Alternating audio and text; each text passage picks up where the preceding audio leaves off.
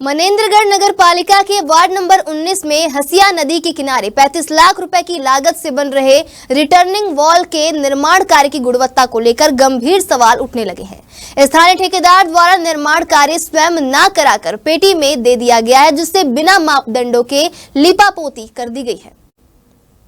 कांग्रेस जिला प्रवक्ता सौरभ मिश्रा ने इस मामले पर कहा कि अगर गुणवत्ता में कमी है तो उस कार्य को रोककर जांच करवानी जानी चाहिए और दोषी लोगों के खिलाफ कार्रवाई की जानी चाहिए। लेकिन जब जनप्रतिनिधि और प्रशासन मौन रहते हैं तो भ्रष्टाचार की संभावना बनती है।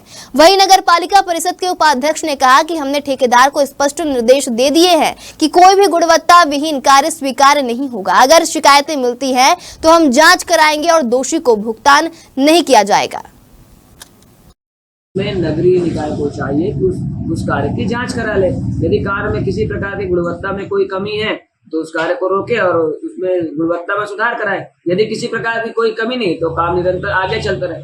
परंतु यदि सवाल उठने के बावजूद सत्ता में बैठे नगरीय निकाय के सत्ता में और प्रदेश की सत्ता में बैठे जनप्रतिनिधि इस ओर ध्यान नहीं देते हैं तो इसका मतलब यह माना जाएगा कि कहीं न कहीं काम की गुणवत्ता में निश्चित ही कोई न कोई कमी है और जनप्रतिनिधियों का उसमें संरक्षण है। वो इस भ्रष्टाचार में उनकी मौन सहमति है। अभी अध्यक्ष जी और हम गए, हमारे पार्षद जी भी थे साधु सर, वहाँ जाकर देखे गुणवत्ताहीन कोई भी काम नहीं होना चाहिए। हमने ठेकेदार साफ शब्दों में बोल दिए हैं हमारी परिषद में कोई भी गुणवत्ताहीन काम होगा और कोई शिकायत आएगा तो उसको तोड़ दिया जाएगा और उसकी जाँच का निर्देश दिए गए हैं।